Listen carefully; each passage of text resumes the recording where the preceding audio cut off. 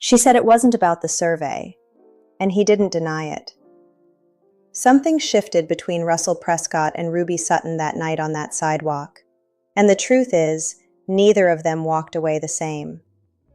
He's been careful his whole life, so is she. But careful has a limit, and they are both about to reach it.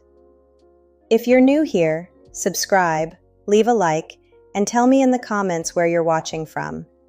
Let's get back into the story. The following Tuesday came faster than Ruby was prepared for. She'd spent the week telling herself it wasn't a real arrangement. He hadn't confirmed it, she hadn't confirmed it. Nothing had been said with any real clarity on that sidewalk, except a question and a non-answer that somehow landed heavier than either. She changed her outfit twice before leaving her apartment, then felt ridiculous about it, then changed back to what she'd originally chosen, and left before she could reconsider again. It was a work night. She was going to have a drink with her employer. That was all it was. She repeated this on the subway with the conviction of someone who didn't believe a word of it. Russell had cleared his schedule from 7:30 onward, which was not something he typically did on a Tuesday. He hadn't told anyone why. He hadn't examined too carefully why he didn't want anyone to know.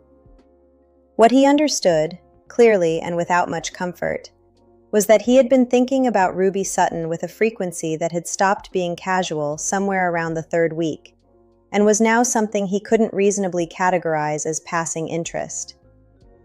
She was careful with him, in a way that wasn't cold, it was self-protective, and he recognized it because he did the exact same thing with everyone. Watching her do it directed at him was like looking at something uncomfortably familiar from the outside. They met at the same wine bar without having explicitly agreed to meet at the same wine bar. She arrived first by 4 minutes and had already ordered water and was reading something on her phone when he walked in, and the way she looked up, composed, almost amused at herself for being there, did something to his chest that he filed away without comment. The conversation moved differently this time. Less structured, less professional scaffolding to hide behind. They talked about the city. She'd grown up in Queens. He'd come to New York at 22, with enough money for 1 month's rent and a contact who ended up being useless. She laughed at that. A real laugh, unpracticed, and he found himself wanting to earn another one. At some point, their glasses were empty, and neither of them moved to leave. The bar had gotten louder around them, which had the paradoxical effect of making their corner feel more private. He was leaning forward with his forearms on the table. She was leaning forward without having decided to. The distance between them had narrowed, in the way that happens when two people stop managing it consciously. "You're not what I expected," she said. It came out more honest than she'd intended. Russell looked at her steadily. "What did you expect?" She considered deflecting. She didn't. Someone who doesn't actually listen. Something shifted in his expression, not quite a smile, but adjacent to one, and more private. "And now?" Ruby looked at him for a long moment, at the line of his jaw and the way the low light caught the gray at his temples, and the fact that he was watching her like she was the most interesting thing in the room, which, in this room, in any room, was objectively improbable. "Now I'm not sure what to do with you," she said quietly. Russell's hand, resting on the table, moved just slightly toward hers. Not touching, just closer. "You don't have to do anything," he said. "Just don't leave yet." Ruby looked down at his hand and then back up at his face, and the thing she felt in that moment was so clear and so inconvenient that she almost laughed. She stayed. They left the bar a little past 9, stepping out into a night that had gotten genuinely cold, the kind of cold that makes the city feel smaller and closer all at once. Ruby pulled her coat tight, and Russell fell into step beside her naturally, without discussion, heading in no particular direction. That was how she knew something had changed. There was no pretense of a destination, no professional framework left to stand behind. They were just two people walking, and both of them knew it, and neither of them said anything about it. They ended up in a small park 2 blocks over. More of a pocket of green between buildings, with iron benches and a single lamp that cast a warm circle on the path. Ruby sat.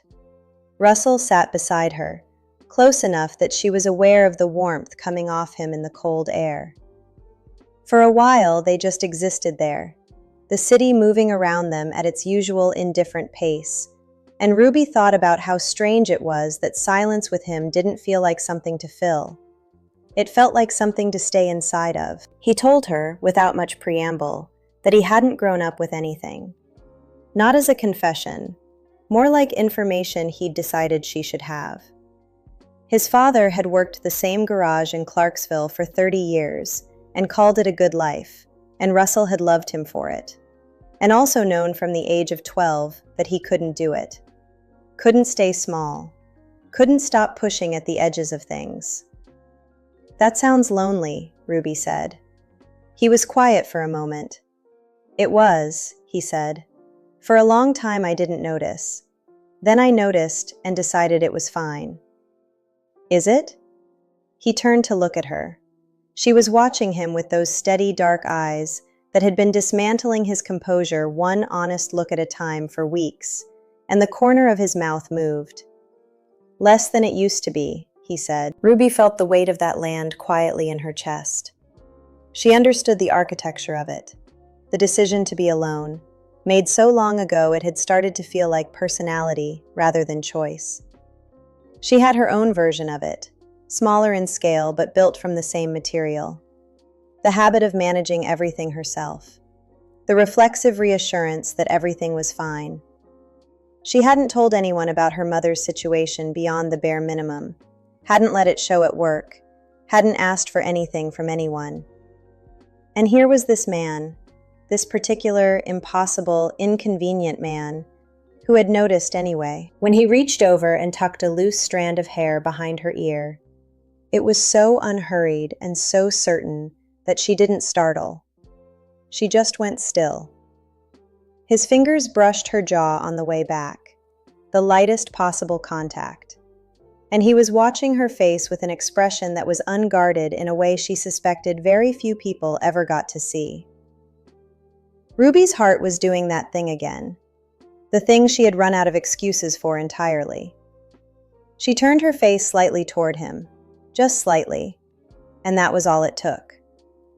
He kissed her the way she might have guessed he did everything, without hesitation, without performance, warm and unhurried, and completely certain. Ruby's hand came up to his chest without her deciding to, and she felt his breath change against her mouth. And for a long moment, the city ceased to exist entirely. When they finally broke apart, the lamp above them was the only light, and his forehead was resting against hers, and neither of them spoke. Ruby closed her eyes. Russell's hand stayed at her jaw, his thumb tracing a slow line across her cheekbone, and she thought, clearly, quietly, with no remaining room for argument, that she was in a great deal of trouble. The good kind. The terrifying kind. The kind she hadn't seen coming and couldn't walk back from now, even if she wanted to. She didn't want to. She took the subway home that night the way she always did. Same line, same transfer, same walk from the station to her building. And everything looked exactly the same and felt completely different. Ruby sat in the mostly empty car, with her coat still carrying the faint trace of cold air and something that might have been his cologne. And she stared at her own reflection in the dark window across from her and thought, with great clarity, that she had not been prepared for any of this. Not for the way he kissed her, like he'd already decided to before he did it. Not for his forehead against hers in the lamplight. Not for the fact that when she'd finally pulled back and said she needed to get home, he'd walked her to the subway entrance and stood there until she disappeared down the stairs, and she'd known without looking back that he was still there. She slept better than she had in weeks. That annoyed her slightly. Russell, for his part, did not sleep particularly well. Not from distress, but from the particular restlessness of a mind that had been handed something it didn't know how to file. He sat in his apartment, on the 41st floor, with a glass of water he wasn't drinking, and the city spread out below him like something he'd earned, and he thought about the way Ruby had gone still when he touched her face. Not pulled away, not leaned in immediately, just stilled, like she was deciding whether to trust the moment. He understood that. He had built his entire adult life around not trusting moments, around keeping enough distance that nothing could catch him off guard. Ruby Sutton had been catching him off guard for 2 months, and he had let it happen, which was either the most honest thing he'd done in years, or the beginning of something he wasn't fully equipped for. Possibly both. They didn't address it directly at work the next morning. Ruby came in, took her place at the desk, and when Russell came through the lobby at 8:41, their eyes met, and something passed between them. Warm, private, slightly terrifying, and then they both went back to what they were doing like functioning adults. Diane noticed. Diane said nothing, which was more alarming than if she had said something. That Friday evening, Russell texted her. They had exchanged numbers somewhere in the logistics of the past weeks, professionally, and this was the first time either of them had used it outside of work context. The message was simple. Dinner tomorrow. Not the hotel. Ruby looked at it for a long moment. Then she typed back, "Okay." Then she put her phone face down on her kitchen counter and stood there for a second, collecting herself. The restaurant he chose was in the West Village. Small, Italian, the kind of place where the tables were close together, and the lighting was the color of candlelight, even when it wasn't candles. Ruby wore a dark green dress she hadn't worn in over a year, and felt, for the first time in longer than she could remember, like herself on purpose rather than by default. Russell was already there when she arrived, standing near the entrance, and the way he looked at her when she walked in, that single, unguarded moment before he composed himself, settled somewhere in her chest like something permanent. Dinner lasted 3 hours. They talked about everything and nothing. His hand found hers across the table somewhere around the second hour and stayed there, and Ruby thought about how natural it felt, and how natural was the most dangerous thing it could possibly feel. When they stepped outside after, the night air sharp and the street quiet, he pulled her close by the waist without asking and kissed her slowly, thoroughly, with both hands framing her face, and Ruby's fingers curled into the lapels of his coat, and she stopped thinking about dangerous entirely. He took her back to his apartment that night. Not with urgency, with intention, which was different. He'd asked, quietly, standing on that West Village street with his hand still warm at her waist, and she'd said yes the way she'd been saying yes to him for weeks without using the word. Through staying longer than she planned, through letting him see things she didn't show people, through that small, involuntary lean toward him in the lamplight that she still hadn't forgiven herself for entirely. The yes was just the word finally catching up to everything else. His apartment was on the 41st floor, and the view at night was the kind of thing that stopped you at the window, whether you meant to stop or not. Ruby stood there for a moment, the city laid out below in its grid of light, and felt the strange doubling of it. The girl from Astoria who took the subway to work, standing 41 floors above the street, in a place that cost more per month than she made in a year. Russell came to stand behind her, not quite touching, close enough that she could feel the warmth of him, and looked out at the same view. "Does it still do anything for you?" she asked. "Every time," he said. She believed him. What happened next was slow and certain, and nothing like Ruby had prepared herself for, which was that it felt completely safe. Russell was careful with her in a way that had nothing to do with hesitation. It was attention, the same quality of attention he brought to everything, turned fully toward her. He learned her the way he'd been learning her for months, through small, careful observations and the willingness to stay present. And Ruby, who had been holding herself together with both hands for so long that the effort had become invisible even to herself, let go. Not all at once. In increments, the way trust actually works. His hands were steady and certain, and she felt wanted in a way that was different from desire. It was specific, like he was looking for her in particular and finding her. And that undid her more thoroughly than anything else could have. Afterward, she lay with her head against his chest and his arm around her, and the city glowing quietly beyond the window. And she felt the particular stillness of a moment you know you'll remember.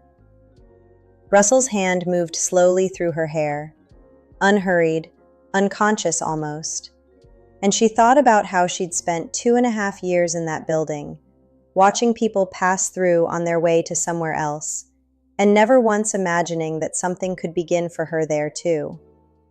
That she could be someone's destination, rather than just part of the scenery. She didn't say any of that. She just listened to his heartbeat, which was steady and real and present.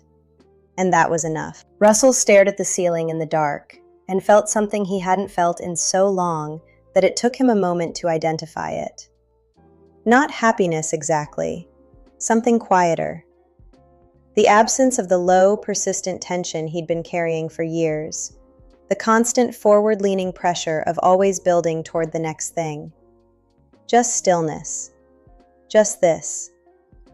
He turned his head and looked at her profile in the dim light. The line of her nose, her lashes, the small exhale of her breathing. And something settled in him like a decision he hadn't known he was making. He didn't say anything either. He pulled her slightly closer. Ruby fell asleep to the sound of the city 41 floors below. And for the first time in months, she didn't set a second alarm. The rumors started on a Wednesday, the way most damaging things do. Quietly, sideways, dressed up as concern. Ruby heard it from a coworker named Priya, who delivered it with the carefully neutral expression of someone who wanted to appear reluctant but wasn't. Apparently, it had been circulating among a small cluster of hotel staff for at least a week, that Ruby had been spending time with Russell outside of work, that she was angling for something, that the favorable scheduling she'd received last month wasn't coincidental. Nobody had said anything directly to her face. They didn't need to. By the time Priya mentioned it in the break room with a sympathetic tilt of her head, Ruby understood that the shape of it had already formed, and that her name was at the center of it. She finished her shift with her face completely composed and her stomach in a hard, cold knot. On the subway home, she sat very still and let herself feel it. The particular humiliation of being seen a certain way by people who didn't know her, of having something real reduced to a transaction by people looking for the simplest explanation. She had worked at that hotel for 2.5 years. She had covered shifts nobody wanted, handled guests nobody else could manage, done her job without complaint through months of personal difficulty that not one of those people knew anything about. And the moment something good happened, the moment someone actually saw her, the narrative became that she had engineered it, that she wasn't someone worth choosing, that there had to be an angle. She didn't call Russell that night. She needed to think without his voice in her ear, making it easier to feel okay about things. Because feeling okay wasn't the same as figuring out what she actually wanted to do. What she was most honest with herself about, lying awake at 2 a.m. with the radiator ticking and the street noise coming through the window, was that the rumor had landed so hard, partly because some version of the fear already lived in her. Not that she was using him. She knew that wasn't true. But the fear that she was in something she didn't fully understand, that the distance between their lives was not just logistical, but fundamental, that at some point the asymmetry of it would become impossible to ignore. He had 41 floors and a view of the whole city. She was still calculating whether she could cover her mother's next round of physical therapy without touching her savings. Those things didn't disappear because the kiss had been good. She came into work Thursday with her head straight and her manner exactly as it always was. Professional, composed, unreadable to anyone who didn't know what to look for. Russell came through the lobby at 8:40 and stopped at the desk and looked at her and knew immediately that something was wrong. Not because she was cold. She wasn't cold. She was careful, which was different.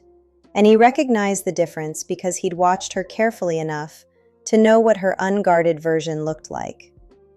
Ruby. Just her name, low and even. She met his eyes steadily. "Good morning, Mr. Prescott." The formality hit him like a door closing. He didn't push, not there, not in the middle of the lobby. But his jaw tightened slightly, and he held her gaze for one long moment before he nodded and walked away. And Ruby turned back to her screen and pressed her hands flat on the desk and told herself this was the right call. She was almost certain it was the right call. Russell waited until the lobby cleared before he did anything. He was not a man who acted on impulse. He was a man who assessed, decided, and moved with precision. And right now, every instinct he had was telling him to go back to that desk and ask Ruby directly what had happened between Tuesday night and Thursday morning. He didn't. Not because he didn't want to, but because he understood, with uncomfortable clarity, that the lobby was the wrong place, and that pushing her in public would only make whatever this was worse.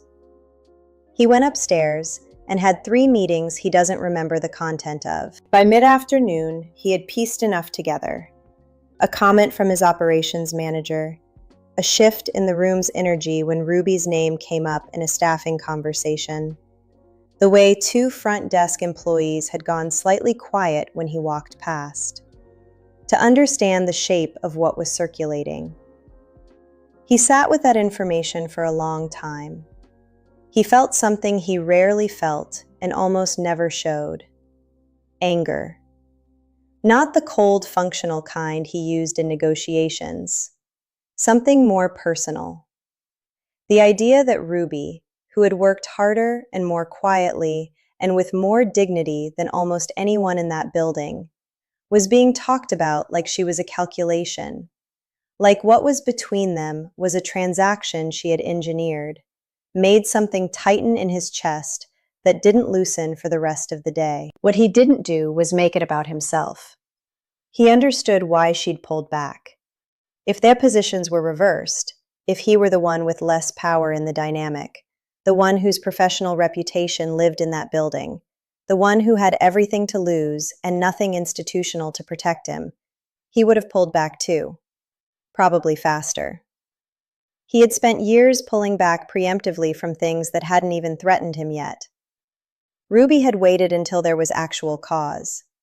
That was braver than he'd been about most things. He texted her that evening. Not a long message, not an explanation or a defense. Just, "I know what's being said. It's being handled. That's not why I'm texting." He waited. 20 minutes passed. Then, "Why are you texting?"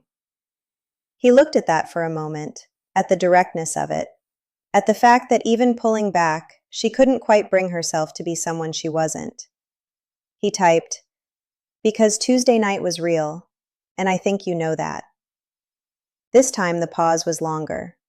He set his phone down and looked out at the city, and waited with the particular patience of a man who had decided something and was no longer afraid of the answer.